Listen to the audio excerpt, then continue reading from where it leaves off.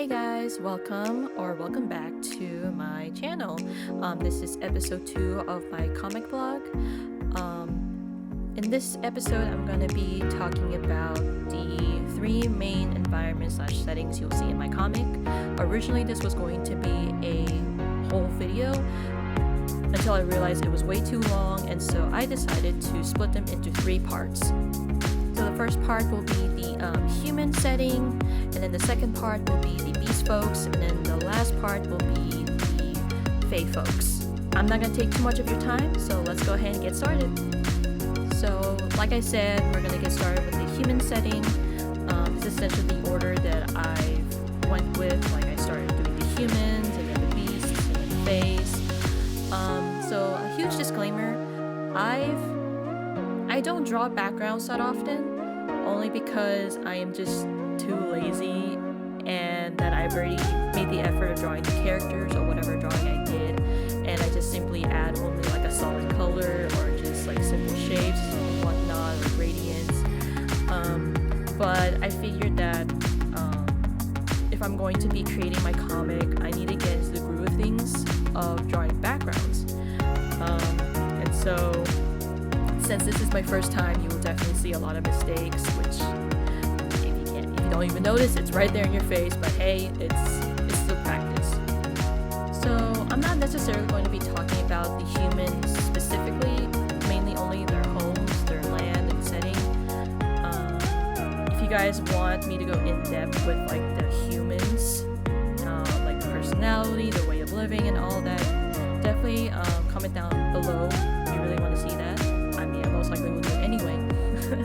Anyways, so the biggest inspiration I went with when creating this setting or this idea is basically Castlevania and Baldur's Gate 3. And so with Baldur's Gate 3, whenever it's daytime, it feels lively. It feels like very prosperous, I guess. Not prosperous, but like it's always happy. It feels like a very friendly environment, and so that's why I want to incorporate that to my drawing, and that's why I decided to go with where it seems very welcoming.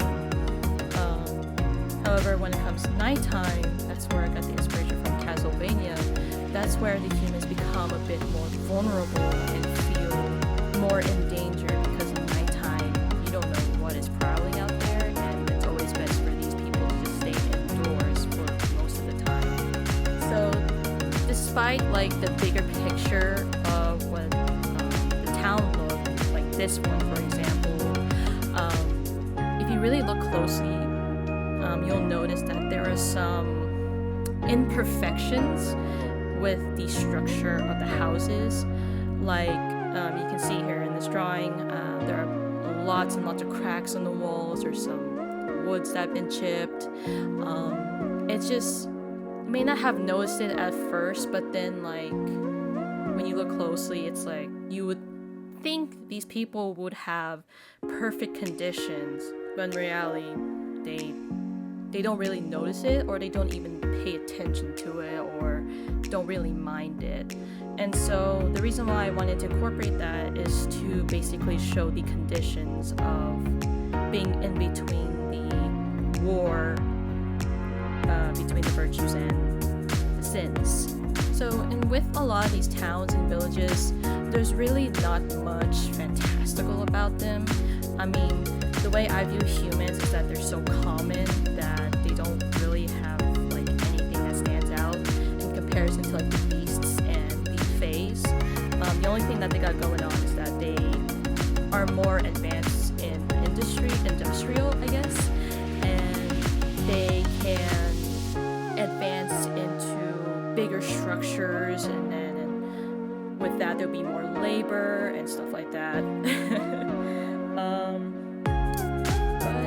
yeah, it's really hard for me to think of something to make this more interesting with humans. If you guys have any ideas, definitely leave it down in the comments. I'm always open for some ideas. So I guess with the drawing that you're seeing here, this is not going to be 100% confirmed with what the towns look like. It's essentially kind of like a baseline to where I have something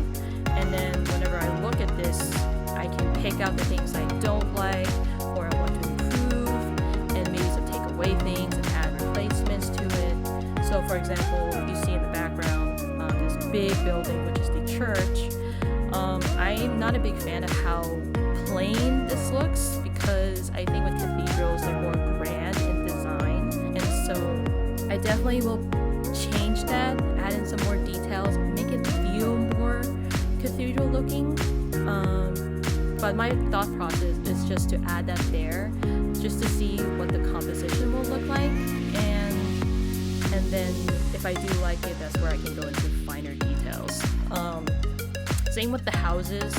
I mean, there's definitely a lot of issues with this because I use 1-point perspective, and I don't use perspective that often, and so this is like a first time in forever, like I said, and it's not terrible, but it's not great. So I'll definitely put in a lot more practice with that.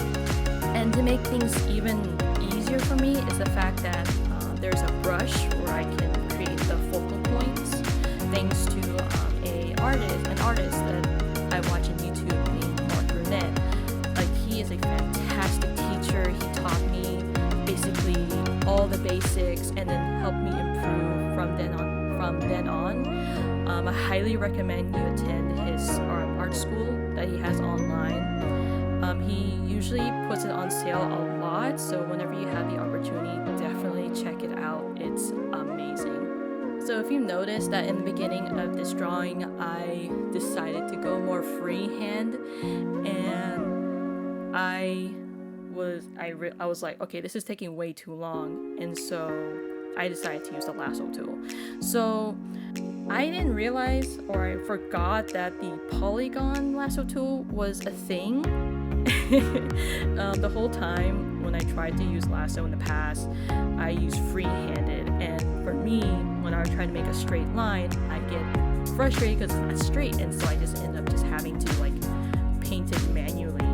So when I found out about the polygon lasso, I think that's what it's called, or the magnetic, I was happy. Like, it made the process a lot quicker, and I became like obsessed with it. So I think from now on, throughout this video, you will see me use this lasso tool a lot more with shading, especially like with the buildings being straight lines and whatnot. I can just hold shift and then just go from there. And then for the next two parts with the phase and the beast, you'll see me using the lasso like constantly, and I'm very, very happy about that.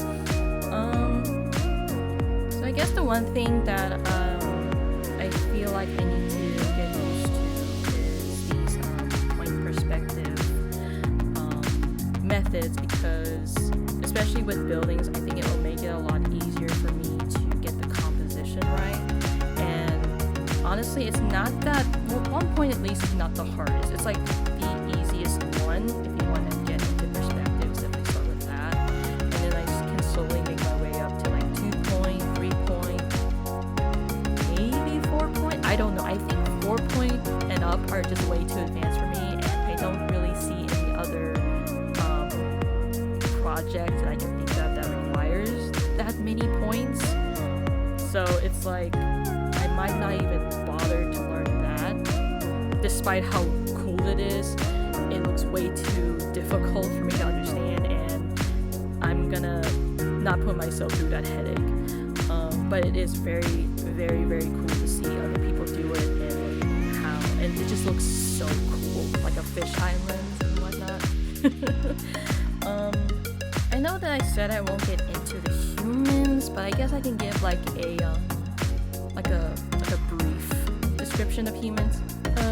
So the humans in my comic are the dominant race.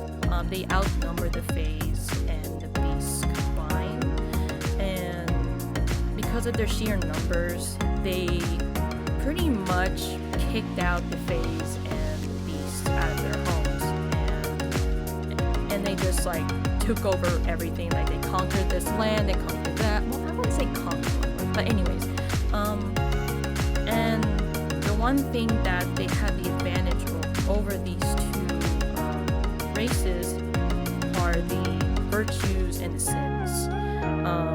That's like the two biggest reasons why they managed to overpower the Fays and the Beasts, because without them, I feel like the Fays and the Beasts could easily one up them if they were to like band together and go to war with the humans, but they never do, which I will get into more details with them later, or not later, but in the next videos. So that's basically the gist of what I thought the humans are going to be like. Not all of them are bad, not all of them are good, like, you know, the whole thing, like, there's no such thing as like 100% evil, 100% good, but the humans, like, they're always in between. But like I said, if you guys are interested in me going into further details with the character designs of the humans, definitely let me know, because I love talking about the characters and building up the stories for them. And so yeah, definitely let me know about that. And that's pretty much a lot of the details that I can think of, or at least from my notes here. So I will go ahead and just finish up the drawing and then just go from there.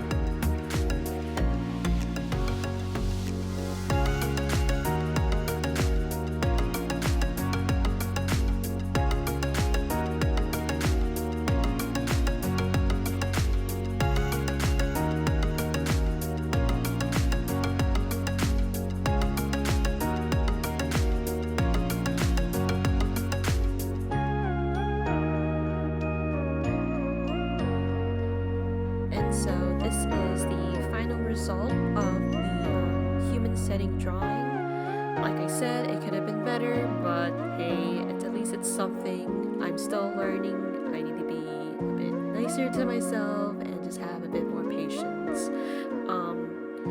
I've noticed that while I was editing this, that I forgot to mention like the things I wanted to improve besides like the church in the background. I feel, because personally I think the church in the background feels a bit dull, and for something to look grand like that, I need to make it have something to make it feel that way, you know. Yeah, the things I wanted to improve for sure, like as you can see, some of the houses like were angled pretty weirdly, only because like I said, I was basing it off of like the perspective lines that I use, and it just didn't look good. But overall, not too bad. And I hope you guys enjoy this video. I hope I didn't bore you too much or anything like that, but I really do hope you guys enjoyed this video. I definitely am still a bit nervous to talk about this because, you know, this is my baby and I just don't want anyone to hurt it, but you know, I just gotta let it fly, you know. So stay tuned for part 2 of episode 2, where I will be talking about the Beast folks. And I can't wait for that. So hope you guys have a wonderful day.